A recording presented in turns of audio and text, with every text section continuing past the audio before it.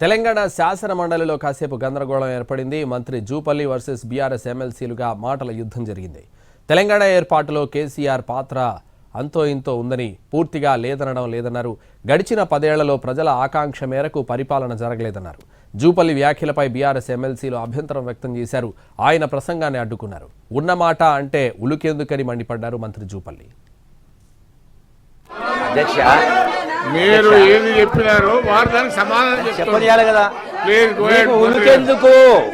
మీకు ఉలికెందుకు మీరు 10 నిమిషాలు వింటే, మంత్రి గారి మీరు 10 నిమిషాలు వింటే, ఏది కూడా రికార్డు 10 నిమిషాలు వింటే అర్థమవుతుంది కదా.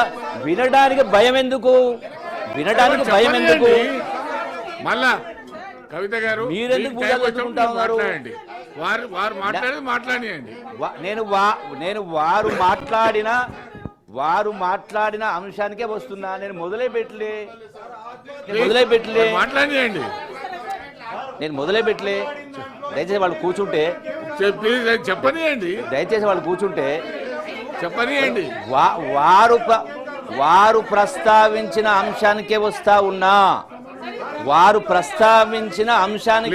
ఉన్నా.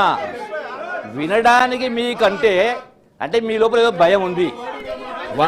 మాట్లాడితే వాస్తవాలు బయటకు వస్తున్న భయం ఉంది కాబట్టి వినడానికి సిద్ధంగా లేరు. మరి కవిత గారికి నేను ఒక్క అంశం ప్రస్తావించలే, చెప్తా కదా. ఒక్క అంశం కూడా ప్రస్తావించలే. మీరు గంట సేపు మాట్లాడి, నేను ఎక్కడ కూడా మీరు కూర్చోండి, మాట్లాడండి. మీరు మాట్లాడే సందర్భంలో మాట్లాడవచ్చు కదా.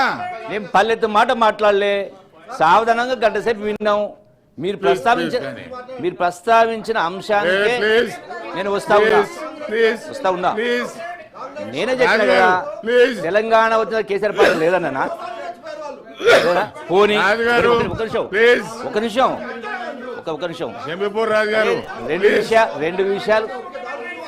రెండు విషయాలు మళ్ళీ ప్రస్తావిస్తా ఉన్నా. అరే వినకపోతే ఎట్లా? మీరు నాకు అర్థం కాలా. సబ్జెక్ట్కే మాట్లాడండి. గవర్నమెంట్ మినిస్టర్ అరే కేసీఆర్ గారి పాత్ర ఉంది అనే తెలంగాణ వచ్చిందో ఏమీ చేయలేని అనలే. వారు కూడా చేసిండ్రు, ఏమి చేయలేని అనలే కదా. మీకు ఉలికెందుకు?